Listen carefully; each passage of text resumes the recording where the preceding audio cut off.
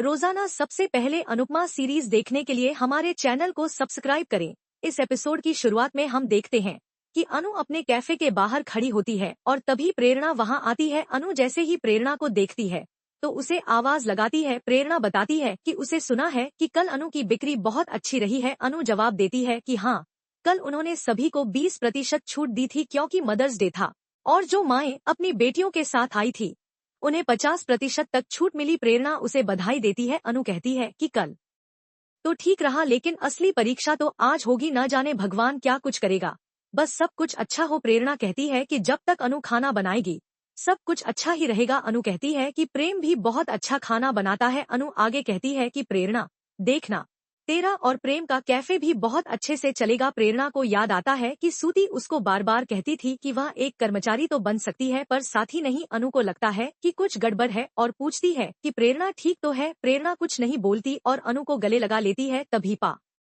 प्रेम वहां आ जाता है और देखता है कि प्रेरणा अनु को गले लगाई है। प्रेम गुस्से से कहता है कि प्रेरणा क्यों समय बर्बाद कर रही है, यहाँ आकर उसकी मदद करे। अनु सोचती है कि पहले प्रेरणा की आंखों में प्रेम के लिए खेद दिखता था पर आज कुछ और ही दिख रहा है। क्या हो गया इसके साथ?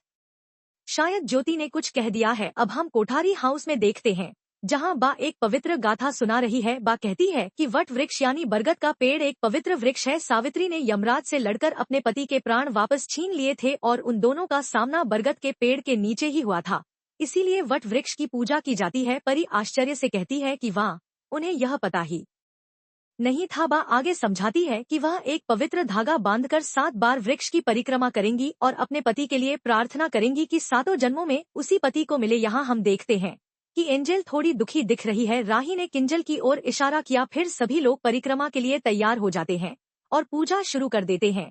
तभी मोहल्ले की कुछ औरतें वहां आती हैं और पूछती हैं कि अनुपमा कहाँ है, क्योंकि वह तो हमेशा पूजा में सबसे आगे होती है, क्या उसने व्रत नहीं रखा? एक औरत कहती है कि उसने सुना है अनुपमा आजकल किसी नए आदमी के साथ रहती है और उसी के लिए व्रत रखती है। दूसरी औरत कहती है कि अनुपमा कहती है कि दिग्विजय सूर उसका व्यावसायिक साथी है, लेकिन खैर उसे तो साथी ही मिल गया। फिर एक औरत बा से पूछती है कि क्या लीला बहन ने दिग्विजय को वनराज की जगह दे दी है। दूसरी औरत कहती है कि इन लोगों का क्या भरोसा है, अनुपमा की जिंदगी में तो हर वक्त कोई न कोई आता जाता रहता है। यह सुनकर राही बहुत गुस्से में आ जाती है। वह कहती है कि आप लोग इंसान का सम्मान नहीं करते, कम से कम भगवान का तो सम्मान करिए। मैं आप लोगों को नहीं जानती, लेकिन यह जरूर जानती हूँ कि हम सब यहाँ अपना व्रत पूरा करने के लिए आए हैं और माता सावित्री का आशीर्वाद लेने के लिए आए हैं। राही हाथ जोड़कर विनती करती है कि कृपया इस पवित्र स्थान पर ऐसी बातें न करें। आप मेरे परिवार का अपमान कर रही हैं, अपनी पूजा और धर्म का भी अपमान कर रही हैं। उस औरत ने कहा कि अनुपमा की बेटी भी बातों में कम नहीं है। तभी बा ने कहा कि जो परिक्रमा करना चाहते हैं वह यहीं रुके, नहीं तो अपने घर जाएं। यह हमारा व्यक्तिगत मामला है, हम लोग आपस में ही सब कुछ देख लेंगे। वह औरत कहती है कि हाँ, अब तो लीला बहन ने दिग्विजय को अपना बेटा बनाकर अपने घर में बिठा लिया है। औरतें वहां से चली जाती हैं। राही सोचती है कि यह सब कुछ क्या हो रहा है। वह बा से पूछती है कि क्या सच में आपने दिग्विजय को अपने घर में रखा है? बा कहती है कि उसने नहीं कहा, उसके बापूजी ने कहा था और वह उन्हें मना नहीं कर सकी क्योंकि दिग्विजय ने उसके बापूजी की जान बचाई थी। राही कहती है कि जान बचाई थी तो धन्यवाद दे देते, कोई तोहफा दे देते, लेकिन घर में रखने की क्या जरूरत थी? बा कहती है कि जिनके लिए व्रत रखा है उनकी बातों को कैसे नजरअंदाज किया जा सकता है? मैंने सब कुछ तेरे बापूजी के लिए किया है। राही कहती है कि बा, उस घर में तो आप ही वह थी जो मेरी माँ को थोड़ अनियंत्रण में रखती थी, लेकिन अगर आपने ही हार मान दी तो पता नहीं मेरी माँ अब क्या क्या करेगी। राही हाथ जोड़कर प्रार्थना करती है कि बा, आप व्रत की कसम मत खाइए। जिस व्रत की बात कर रही हैं, जिस रिश्ते के लिए व्रत रखा है, मेरी माँ उसी रिश्ते का अपमान कर रही है। किंजल आती है और कहती है कि माँ का अपमान, पापा का अपमान, उनके रिश्ते का अपमान, दोस्ती का अपमान तुम कर रही हो। राही, हम उसी घर में रहते हैं और हमें कुछ भी गलत नहीं दिख रहा है, लेकिन तुम दूर बैठकर यह कहती हो कि माँ गलत है। राही कहती है कि तुम्हें समझ नहीं आएगा क्योंकि वह मेरे पापा थे। परी कहती है कि राही, मेरी माँ से चिल्लाकर बात मत करो और तुम और प्रेम कब तक हर चीज के लिए अनुपमा को दोष देते रहोगे? यह सब बकवास बंद कर दो। किंजल कहती है कि राही, मुझे समझ नहीं आ रहा कि तुम्हें कैसे समझाऊं। तुम्हारे दिमाग में जो बातें हैं पता नहीं कहाँ से आई है, लेकिन सच तो यह है कि माँ और दिग्विजय साथ में काम करते हैं। कुछ नहीं, तुम्हारी बातों की वजह से यहाँ और घर में सब परेशान हो रहे हैं। राही कहती है कि मेरी बातों से मेरे घर वाले परेशान हो रहे हैं, उस अजनबी आदमी की वजह से मेरा माता पिता का घर मुझसे छीन गया। राही रोने लग जाती है और कहती है कि तुम सबको मैं ही गलत लग रही हूँ। श्रुति कहती है कि राही शांत हो जाओ। कैदी कहती है कि राही, किसी ने तुमसे कुछ नहीं छीना, तुम खुद सही रास्ते को छोड़कर गलत रास्ते पर चल दी हो। कैदी कहती है कि जो वह औरतें नहीं कर सकीं, वह तुम कर रही हो। तुम बस पूजा से ध्यान भटका रही हो। आओ शांति से पूजा कर लें और यह सब भूल जाएं। अब हम प्रेम और प्रेरणा को देखते हैं। कैफे में काम करते हुए प्रेम कहता है कि पहले बाहर का काम खत्म कर लें, फिर अंदर का काम करेंगे। देखो, इस इलेक्ट्रीशियन ने सारा सामान यहीं बिखेर दिया है। प्रेम इलेक्ट्रिसिटी का काम करने लग जाता है। इधर अनु बाहर बोर्ड पर मेन्यू लिख रही है। पास में मशीनें चल रही हैं। हम राही और दूसरों को देखते हैं जो वट वृक्ष की परिक्रमा कर रहे हैं। कैरी प्रार्थना करती है कि मेरे सुहाग को लंबी उम्र दो और मुझे उनका साथ दो। माँ अनंत इंतजार में रिश्ता बीत जाता है। बा प्रार्थना करती है कि मुझे आशीर्वाद दो कि उनसे पहले मेरी जिंदगी पूरी हो जाए और वह हमेशा मेरे साथ रहें। परी प्रार्थना करती है कि इतनी सारी परेशानियां हैं, सब लोग दुखी हैं, कृपया हम सब हमेशा एक साथ रहें। राही प्रार्थना करती है कि मेरे प्रेम को लंबी उम्र दो माता, उस पर कोई संकट न आए, कोई बाधा न आए। जब राही चल रही होती है तो उसके हाथ से कलावा छूट जाता है। राही घबरा जाती है, दूसरे लोग भी घबरा जाते हैं।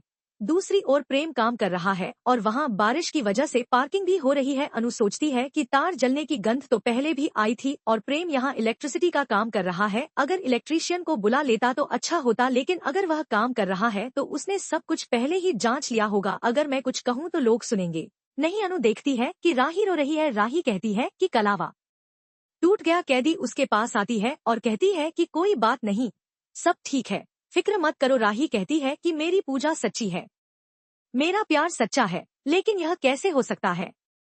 कैदी कहती है कि मैं सब जानती हूँ, तुम चिंता मत करो। श्रुति कहती है कि यह धागा कच्चा था इसीलिए टूट गया। राही कहती है कि नहीं, यह धागा इतना कमजोर नहीं है, मेरे प्रेम को कुछ नहीं हो सकता। राही प्रार्थना करती है कि माता मेरे प्रेम की रक्षा करो। अब हम प्रेम को काम करते हुए देखते हैं। पास में मशीनें चल रही हैं। अनु पीछे मुड़कर देखती है कि सब ठीक है, फिर आगे बढ़ती है। फिर वह पीछे मुड़कर देखती है और देखती है कि वायर में स्पार्किंग हो रही है। अनु प्रेम की ओर देखती है और देखती है कि उसके पास के वायर में भी स्पार्किंग हो रही है। प्रेम सीढ़ी से उतर रहा है। अनु उसको आवाज लगाती है कि प्रेम बेटा, एक बार नीचे देख ले, लेकिन मशीनों की आवाज की वजह से प्रेम सुन नहीं पाता। अनु चिल्लाती है कि कृपया मशीनों की आवाज कम करो। प्रेम मेरी बात सुन ले, नीचे तो देख ले। लेकिन प्रेम का ध्यान अनु की बातों पर नहीं है। अनु दौड़कर प्रेम के पास जाती है और उसकी सीढ़ी को धक्का दे देती है। अनु खुद उन वायर के पास गिरने वाली होती है, लेकिन तभी दिग्विजय आ जाता है और उसे गिरने से बचा लेता है। राही और श्रुति भी वहां पहुंच जाती है।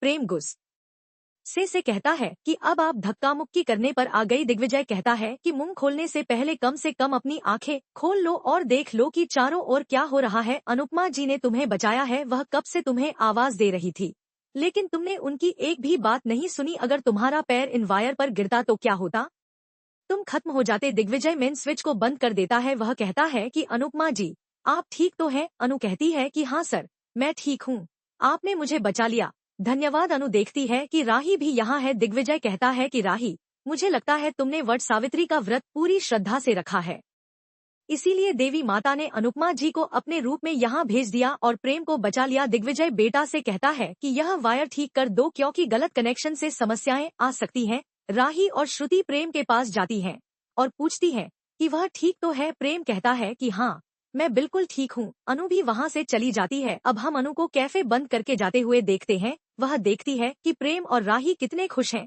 एक साथ। अनु प्रार्थना करती है कि भगवान मेरे बच्चों को हमेशा ऐसे ही खुश रखना, आने वाली किसी भी बाधा के बारे में पहले ही मुझे बता देना ताकि मैं उनकी सारी परेशानियां अपने सिर पर ले लूं। बस मेरे बच्चे हमेशा खुश रहे। अनु कचरा देखती है और उसे उठा लेती है। तभी दिग्विजय कहता है कि अनुपमा जी आपके पैर में चोट है, लेकिन फिर भी आप काम करना नहीं छोड़ रही। अनु कहती है कि पैर की चोट से डर नहीं लगता सर, दिल की चोट से लगता है। दिग्विजय कहता है कि आप यह शायरी छोड़ ही दीजिए। अनु पीछे मुड़ती है तो सामने प्रेम होता है। प्रेम कहता है कि आज मुझे बहुत चोट लग सकती थी, लेकिन आप समय पर आ गईं, आपने मुझे बचाया, बहुत बहुत धन्यवाद। और कल भी ठीक समय पर आ जाइएगा क्योंकि कल हमारे कैफे की ओपनिंग है। राही ने सबको बता दिया है, लेकिन मैं आपको व्यक्तिगत रूप से आमंत्रित करने आया हूँ। आपकी वजह से मुझे बहुत कुछ मिला है, पहले खेद, फिर होश और फिर जोश। प्रेम और राही वहाँ से चले जाते हैं। अब हम कोठारी हाउस का दृश्य देखते हैं। प्रेम घर आता है, कुछ सामान लेकर राही पीछे पीछे आ रही है। गौतम और मोरिबा यहाँ है। गौतम कहता है कि वाह क्या बात है, यह तो ठाठ होना चाहिए। पीछे नौकरानी चल रही है। सामान उठाते हुए राही कहती है कि यही तो होते हैं सज्जन जो अपनी पत्नी को भारी चीजें नहीं उठाने देते। मोरिबा कहती है कि हमारा टिंकू भले ही प्यार में अंधा है, लेकिन मैं नहीं हूँ। मुझे अच्छे से पता है कि तुमने श्रुति से कहा था कि कैफे अपने नाम पर कर दे और तुमने जानबूझकर अपने नाम पर कैफे करवाया है। मोरिबा कहती है कि वैसे भी अनुपमा जी के संस्कारों और उम्मीद से क्या ही उम्मीद की जा सकती है। राही कहती है कि मोरिबा, मैंने कुछ नहीं किया, जैसे माता ने बिना बताए यहाँ आकर चीजें खो दी, वैसे ही श्रुति ने मुझे बिना बताए पेपर कर दिए। मोरिबा कहती है कि हाँ, तुम तो कुछ करती ही नहीं, लेकिन तुम्हारी माएं सब कुछ करती हैं, हमारे रास्ते में आती हैं, हमारे रास्ते का कांटा बन जाती है। राही कहती है कि मोरिबा, मैं कांटों पर चल रही हूँ, मेरी बातें आपके और माँ के बीच होती हैं, श्रुति के बीच होती हैं, लेकिन फिर भी आपको मैं ही गलत लगती हूँ। मैं क्या करूँ कि आपको मुझ पर विश्वास हो जाए।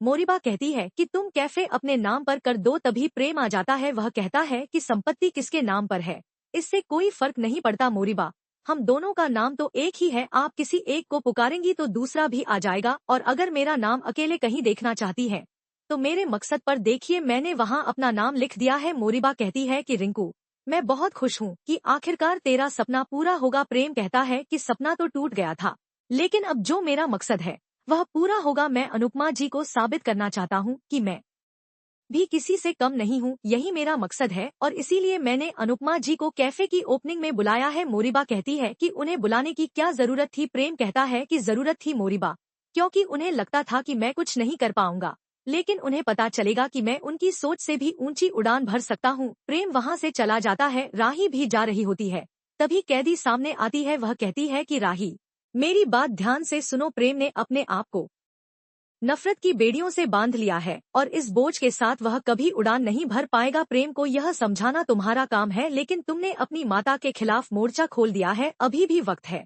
पीछे